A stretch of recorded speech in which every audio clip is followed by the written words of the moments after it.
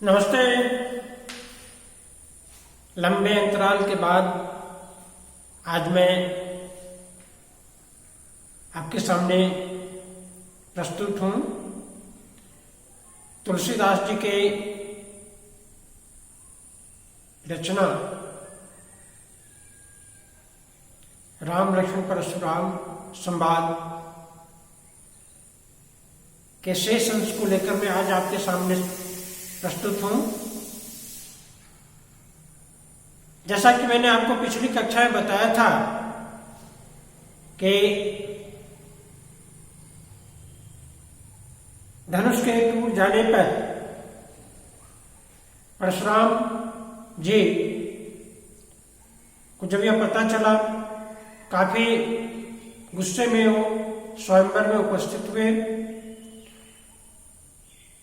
और काफी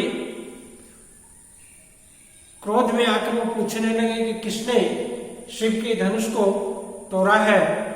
जिसने भी इस धनुष को तोड़ा है वह मेरा बहुत बड़ा शत्रु है। सामने आ गए श्री राम जी और उन्होंने कहा कि भगवान मुनिवर, जिसने भी शिव के धनुष को तोड़ा है वह आपका दास ही है। पुनः बात बढ़ती है और सामने लक्ष्मण जी आ जाते हैं और लक्ष्मण जी और परशुराम जी में बहस होने लगता है और परशुराम जी काफी क्रोधित हो जाते हैं और विश्वामित्र जी से कहते हैं कि इस लड़का को हमारी नजर के सामने से दूर हटाओ, अगर इसे जिंदा देखना चाहते हो तो आइए हम लोग राम लक्ष्मण परशुराम संवाद के शेष अंश को देखते हैं। राम लक्ष्मण परशुराम संवाद। राम लक्ष्मण परशुराम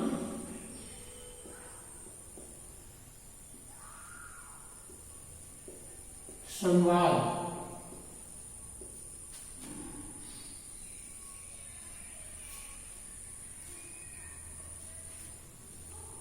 तो हम लोगों ने देखा कि किस तरह से लक्ष्मण जी भी क्रोधित हो जाते हैं और परशुराम जी से कहते हैं कि मैं भी आपको इसलिए छोड़ रहा हूं क्योंकि आप ब्राह्मण हैं, जनेऊधारी आदमी हैं, आप जनेऊ पहने हुए हैं, जनेऊ धारण किए हुए हैं और हमारे कुल की मर्यादा है कि हम ब्राह्मणों पर, गाय पर और ईश्वर भक्त पर, हरिजन यानी ईश्वर के भक्त पर हाथ नहीं उठाते हैं, क्रोध नहीं करते हैं। देवता पर, 3-4 चीजों पर हम अपनी वीरता नहीं दिखाते हैं।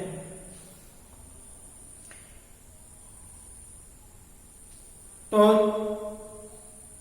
और आपकी बोली जो है, परशुराम जी से कहते हैं लक्ष्मण जी, आपकी बोली जो है वो तो करोड़ों वज्र से भी ज्यादा, कुलिश का अर्थ होता है वज्र, कुलिश यानी कुलिश वज्र से भी ज्यादा घातक है, कठोर है।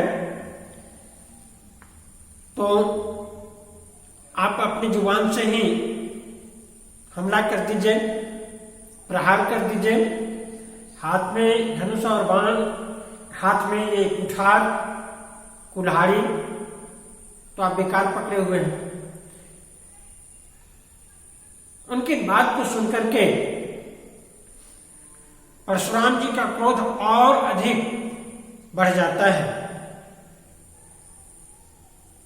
चिढ़ाते हुए लक्ष्मण जी कहते हैं, हे मुनि, अगर मैं कुछ ज्यादा कह दिया तो मुझे आप क्षमा कर दीजिए, लेकिन परशुराम जी क्यों क्षमा करेंगे? वो और अधिक क्रोध में आ जाते हैं और क्रोध में आकर कहते हैं, कौशिक कौशिक सुनहु मंद एहु बालक, कुटिल काल बस निज कुल घालक, भानु वंश राकेश कलंको, निपट निरंकुश अबुध असंको, काल कवल होई क्षण माही, कहाँ पुकारी खोरी मोहि नाही, तुम हट कहो जो चाह उबारा, कहीं प्रताप बल रोष हमारा, लखन कहूं मुनि सुजस तुम्हारा, तुम्हें अछत को बरने पारा, अपने मुंह तुम आपन करनी, बार अनेक भांति बहुबरनी, नहीं संतोष तो पुनि कछु कहाहूं, जने ऋषि रोक दुषा दुख सहूं, वीर व्रति तुम धीर अछोभा, गाड़ी देत न पावहु शोभा, सूर समर करनी करही, कहीं न जनावहि आप, विद्यमान रन पाय रिपो, कायर कथहि प्रताप। आइए हम लोग इसके भावार्थ को देखते हैं।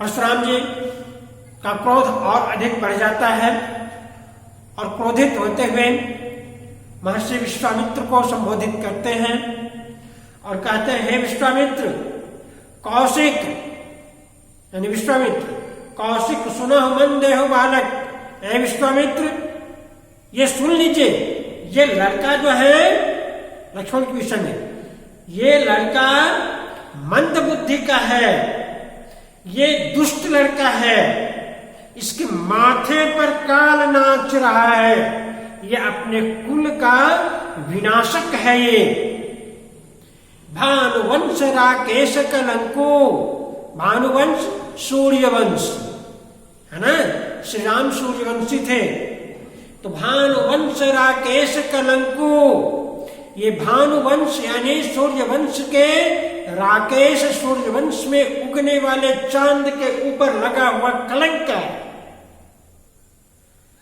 ये निपट निरंकुश अबुध असंकु, ये बहुत बड़ा निरंकुश लड़का है, ये दुर्बुद्धि लड़का है, ये निडर और ढीठ लड़का है। काल कवल हो ही क्षण माही, ऐ विश्वामित्र मैं कहता हूं इसे ले जाओ यहां से, नहीं तो काल कवल हो ये क्षण माही, एक क्षण में ही जल्द मैं अभी इसकी हत्या कर दूंगा। कहा पुकार खोर वही नहीं, मैं पूरे जोर से कह रहा हूं इस बात को, मुझे जरा सा भी अपने कथन पर पश्चाताप नहीं है। मैं इस लड़के को छोड़ने वाला नहीं हूं।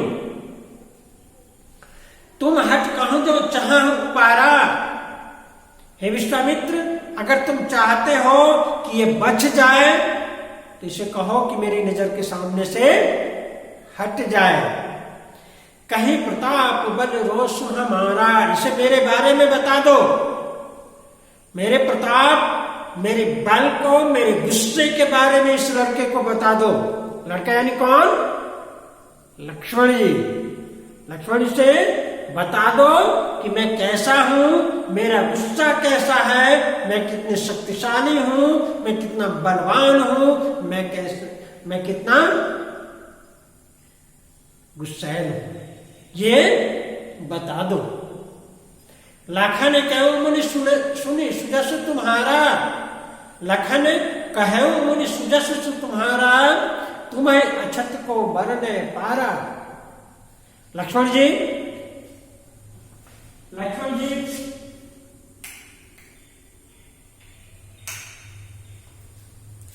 लखन कहूं मुनि सुजस तुम्हारा, तुम्हें अछत को बरने पारा। लक्ष्मण जी फिर चिढ़ाने वाले अंदाज में परशुराम जी से कहते हैं, हे मुनि सुनी, लखन कहूं मुनि सुजस तुम्हारा, तुम्हें अछत को बरने पारा। अपने बारे में तो आप बहुत कुछ कर रहे हैं, कुछ और कर दीजिए ना। आपके रहते तुम्हें अछत, आपके रहते कौन है जो कि आपके बारे में वर्णन कर सके। अपने मुंह तुम आपन करनी, आप अपने मुंह से ही अपनी बड़ाई बार अनेक भांति बहुवर्णी कई बार कह चुके हैं। नहीं संतोष तो पुनि कछु कहूं, इतना कहने से आपको संतोष नहीं है, लगता है कि अभी कुछ और बाकी है, वो भी कह दीजिए। जनेर से रोक दुसह दुख सहरही, अपने गुस्सा को रोक करके दुखी मत होइए। कौन कह रहे हैं? लक्ष्मण जी कह रहे हैं परशुराम जी से। वीर व्रती तुम धीर अछोभा, गाड़ी देत न पावहु शोभा। आप इतने बड़े वीर हैं, इतने बड़े आप वीरवती हैं, इतने बड़े गुस्सैल हैं, इतने बड़े प्रतापी हैं, इतने बड़े शक्तिशाली हैं, तो शक्ति दिखाइए, अपनी वीरता दिखाइए। ये गाली देत न पावहु शोभा, ये जो गाली गलौज जो आप कर रहे हैं ना, ये अच्छा नहीं लगता। लक्ष्मण जी कह रहे हैं परशुराम से। आगे कहते हैं लक्ष्मण जी, सूर समर करनी करही, कहीं न जना वही आप, विद्यमान रन पाई रिपो, कायर कथई प्रताप। जो सूर होते हैं, सूर मतलब वीर, वीर पुरुष है ना, तो सूर समर करनी करही, जो योद्धा होते हैं, जो सच्चे वीर पुरुष होते हैं, वो युद्ध करते हैं। सूर समर करनी करही, जो योद्धा होते हैं, वो अपनी युद्ध वीरता से अपनी पहचान छोड़ते हैं। कहीं न जना वही आप, अपने बारे में अपने डींग नहीं आंकते, झूठी प्रशंसा अपनी नहीं करते हैं। वो युद्ध करते हैं, जो सच्चे योद्धा होते हैं, जो वीर पुरुष होते हैं, वो समर करते हैं, युद्ध करते हैं, अपने प्रताप का बखान नहीं करते। विद्यमान रण पाई रिपु, या तो उस युद्ध क्षेत्र में अपने दुश्मन को मार देते हैं या मर जाते हैं, लेकिन जो कायर होते हैं, कायर कथय प्रताप, जो कायर होते हैं वही अपनी प्रशंसा करते फिरते हैं, वही अपनी बड़ाई करते फिरते हैं। आप कुछ ऐसा ही कर रहे हैं। कौन कह रहे हैं? लक्ष्मण कह रहे हैं परशुराम से। आइए आगे देखते हैं।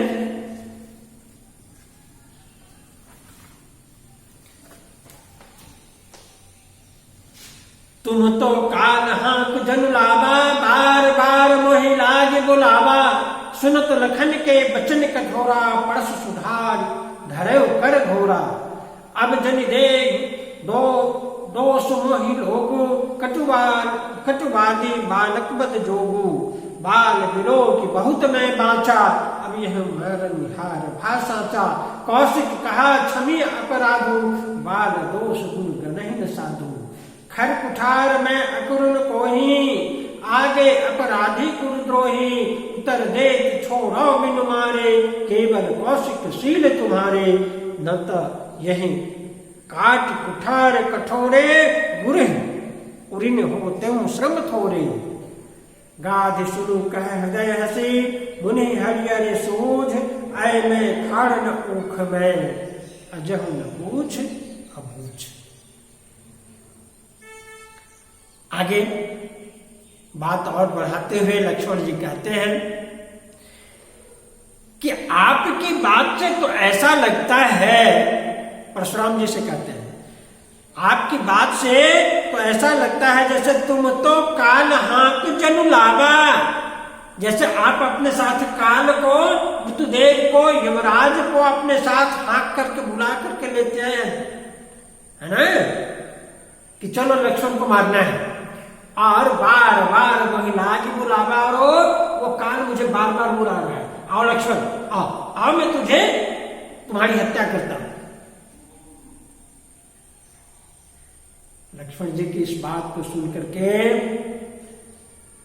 परशुराम जी का क्रोध और भभक उठता है, उनकी क्रोधाग्नि भभक उठती है।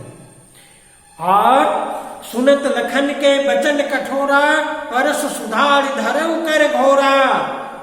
लक्ष्मण जी की बात, कठोर वचन को सुन करके परशुराम जी अपने फरसे को और ताकत लगा करके पकड़ लेते, पूरी जोर से उठा देते हैं उनके ऊपर। अब जनि देव दोष मोहि लोगू, कटुवादी बालक बद जोगू। और परशुराम जी कहते हैं मुझे दोष मत देना, जनी मतलब नहीं। अब जनि देव दोष मोहि लोगू, अब कोई लोग मुझे दोषी मत ठहराना, ये लड़का कटुवादी है, ये लड़का कटुवादी है, कठोर वचन बोलने वाला है, इसकी हत्या होनी ही चाहिए, इसलिए मैं इसकी हत्या करके ही दम लूंगा। ऐसा कौन? परशुराम जी कहते हैं। बाल बिलोक बहुत मैं बाँचा, अब यह मारनी हार भा साचा। अरे बच्चा समझ करके, बाल बिलोक बहुत मैं बाँचा, बच्चा समझ करके मैं इसे बहुत समझाया, बाँचा समझाया, बचाया भी हो। बाल बिलोक बहुत में बाँचा, ज्यादा सटीक है, बाँचा यानी समझाया। बच्चा समझ करके मैंने इसे बहुत ही समझाया। अब यह मरन हार भा साचा। लेकिन अब मुझे लगता है कि ये लड़का मरने योग्य ही है। खर कुठार में अकुरुन को ही, आगे अपराधी गुरुद्रोही। परशुराम जी कहते हैं मेरे आगे दयाहीन, अपराधी और गुरुद्रोही खड़ा है। खर कुठार मैं अकुरुन को ही, मैं यानी मेरे सामने ये अकरुण, करुणा रहित, क्रोधी, अपराधी और गुरुद्रोही लड़का खड़ा है, जो उत्तर देत, जो मेरी बातों का मुझसे जुबान लड़ा रहा है ना, मेरी बातों का उत्तर देते जा रहा है। लेकिन उत्तर देत छोरो बिन मारे, केवल कौशिक शील तुम्हारे। लेकिन हे कौशिक, हे विश्वामित्र, तुम्हारे शील के कारण, तुम्हारे स्वभाव के कारण मैं इसे छोड़ रहा हूं। नाता यह काल काट कुठार कठोरे, गुरु ही उड़िन होते श्रम थोरे। नहीं तो अभी मैं अपने इस कुठार से, अपने इस फर्श से इसको काट देता और अपने गुरु ऋण से भी मैं मुक्त हो जाता। उनकी बात को सुनकर के, परशुराम जी की बात को सुनकर के विश्वामित्र सोचने लगते हैं मन ही मन। गाधि सुनु कह हृदय से, मुनि हरियर सूझ, अय मैं खाड़ न ऊख में, अजहु न बूझ अबूझ। गाधी यानी विश्वामित्र, विश्वामित्र का हृदय हंसी, अपने हृदय में ही मन हंसते हैं। परशुराम की बातों को सुनकर के विश्वामित्र मन ही मन हंसते हैं और सोचते हैं क्या कि मुनि हरिहरे सूझ, मुनि को चारों तरफ हरा ही हरा दिखाई देता है। सबको एक ही तराजू पर तौलने का काम कर रहे हैं। उन्हें पता ही नहीं कि ये राम और लक्ष्मण आए मैं खान न ऊख में, ये लोहे से बने हुए खान की तरह है, ये फौलादी है, कोई ऊख का खान नहीं, ये लोहे का खान है, लोहे की तलवार है, जो इनके संपर्क में जाता है कट जाता है। कोई ऊख का, कोई गन्ने का बना हुआ खांड नहीं जो मुंह में डाले और वो गल गया, गल जाए, ये इतने कोमल नहीं है। कौन समझा है? परशुराम जी को। ये कौन अपने मन में सोच रहे हैं? विश्वामित्र सोच रहे हैं कि परशुराम जी सबको एक ही तराजू से, मुनि जो है एक ही तराजू पर सबको तौल रहे हैं, सबको एक जैसा समझ रहे हैं, इनको हरा हरा ही दिख रहा है। इन्हें नहीं मालूम कि जिससे बात कर रहे हैं वो लोहे के बने हुए खांड की तरह है, लोहे के बने तलवार की तरह है, जो इनके संपर्क में आता है वो कट जाता है। ये कोई ऊख से बने हुए खांड नहीं जो कि मुंह में डाले और वो घुल जाए। आगे फिर बात बढ़ती है। कहे लखन मुनिशील तुम्हारा को नहीं जान विदित संसारा, मात पिते पुरिन भय नीके, गुरु रिनु रहा सोच बड़ जी के, जो जन हमरे माथे काढ़ा, दिन चले गए ब्याज बड़ बाढ़ा, अब आनी व्यवहरिया बोली, तुरंत देव में थैली खोली। सुनि कटु वचन उठार सुधारा, हाय हाय सब सभा पुकारा, भृगुवर परस दिखा बहु मोही, विप्र विचारी बचौ नृपद्रोही, मिले न कबहु सुभट रन काढ़े, द्विज देवता घर ही के बाढ़े, अनुचित कहे सब लोग पुकारे, रघुपति सह नहीं लखन निवारे, लखन उतर आहुति सरिस, भृगुवर कोप कृषान, बढ़त देख जल सम वचन, बोले रघुकुल भान। कहूं लखन मुनिशील तुम्हारा, लक्ष्मण जी कहते हैं परशुराम जी से कि हे मुनि, आपका स्वभाव, आपके शील को कौन नहीं जान विदित संसारा, इस संसार में कौन नहीं जानते, सभी जानते हैं। आप कैसे हैं? मात पिते उड़िन भय नीके, आप माता मातृ ऋण और पितृ ऋण से तो आप भली भांति उऋण हो गए हैं। गुरु ऋण रहा सोच बड़ जी के, और सोचते हैं कि गुरु के ऋण बाकी है, उसे आप पूरा करना चाहते हैं। सो जन हमारे माथे करा, जिसे आप मेरे ही माथे पर डालना चाह रहे हैं उस ऋण को। दिन चले गए ब्याज बड़ बारा, बहुत समय हो भी गया, बहुत सारे ब्याज भी हो गए होंगे, उसके सूद भी हो गया होगा।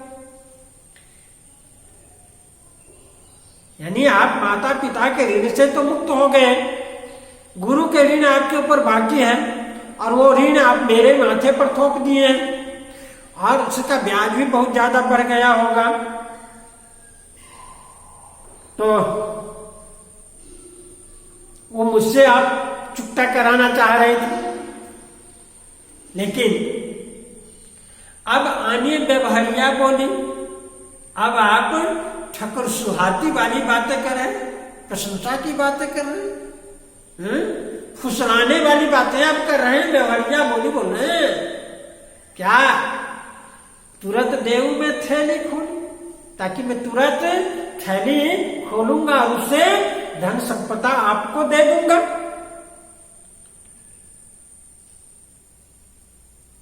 इस बात को सुन करके परशुराम जी का जो क्रोध पहले थोड़ा सा कम भी हुआ था वो और फूट गया। सुनि कटु वचन कुठार सुधारा, है ना, उनके उस कठोर वचन को सुन करके परशुराम जी अपने फरसे को संभाल लेते हैं, उठा लेते हैं प्रहार करने के लिए। हाय हाय सब सभा पुकारा, जैसे वो अपनी फरसा को उठाते हैं, सभा में उपस्थित जितने भी लोग हैं सब चिल्लाने लगते हैं, चीखने लगते हैं, हाय हाय ये क्या हो रहा है। नहीं, ऐसा नहीं कि आवाज आने लगती है, सभी चिल्लाने लगते हैं।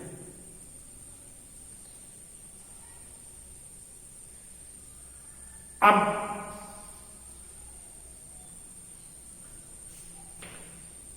लक्ष्मण जी का क्रोध और अधिक बढ़ जाता है। ये भी भृगुवर परस दिखावो मोही, ए भृगुवर, ए ब्राह्मण, बार बार मुझे परशु दिखा रहे हैं, फरसे दिखा रहे हैं। विप्र विचार बचाओ, मैं देख रहा हूं कि आप ब्राह्मण इसलिए आप बच जा रहे हैं, नहीं तो राजा के अवमानना के दोष में आपको मैं छोड़ता नहीं, इसलिए छोड़ रहा हूं कि आप ब्राह्मण हैं, नहीं तो द्रोही होने के कारण, राजा का विद्रोही होने के कारण मैं आपको छोड़ता नहीं। मिले न कबहु सुभट रन गाढ़े, लगता है आपको युद्ध में कोई बहुत बड़े योद्धा से भेंट अभी तक नहीं हुई। मिले न कबहु सुभट रन गाढ़े, लगता है आपको रण में युद्ध में कोई बड़े ताकतवर से अभी तक भेंट नहीं हुई है।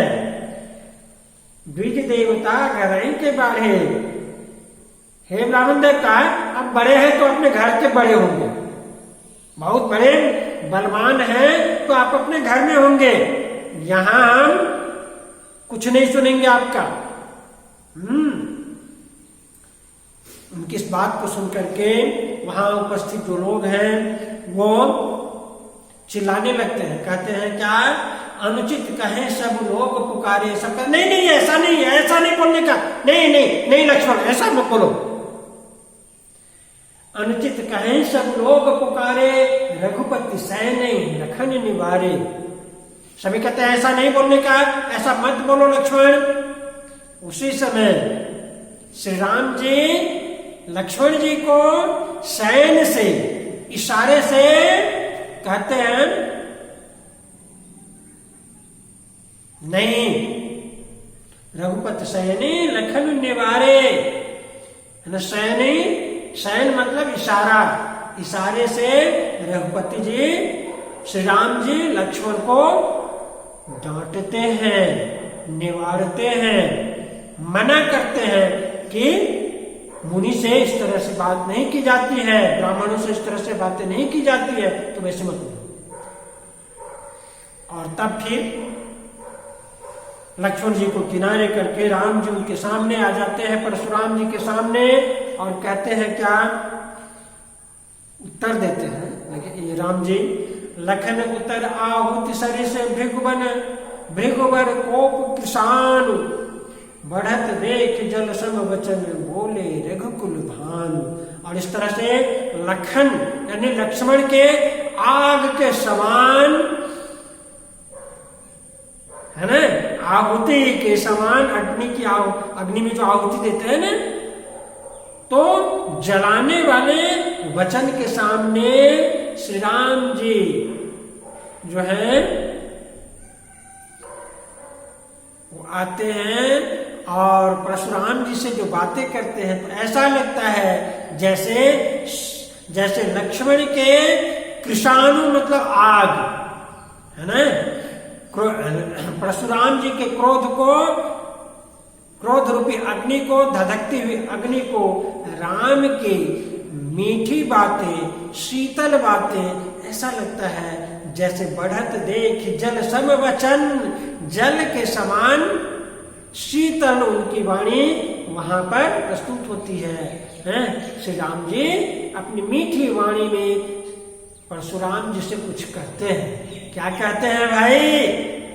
वो कहते हैं, जाओ लड़का कछु अजगर करही, गुरु पितु मात मोद मन भरही,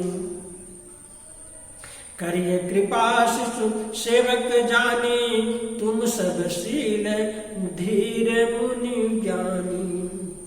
जो लड़का कछु अचरज करही, अगर कोई लड़का अपराध करता है तो गुरु, पिता, माता को चाहिए कि उस पर क्रोध न करे, उसे अपनी गोद में ले ले।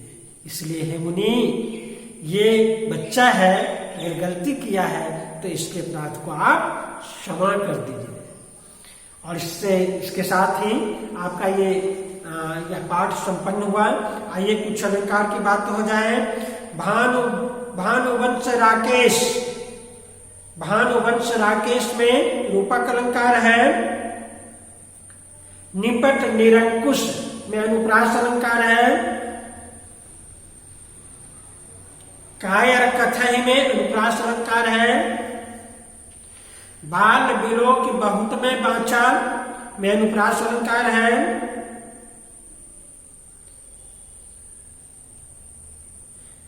हाय हाय सर्व सभा पुकारा, हाय हाय में वीप्सा अलंकार है। वीप्सा, वीप्सा पुनरुक्त प्रकाश। विप्र विचारी बचाओ में अनुप्रास अलंकार है। और मुझे आशा है कि आपको यह चैप्टर अच्छा लगा होगा, आप अच्छी तरह से समझ गए होंगे। अब आपसे मेरा अनुरोध है कि इसके प्रश्नोत्तर आप कर लें, और जहां दिक्कत है वहां आप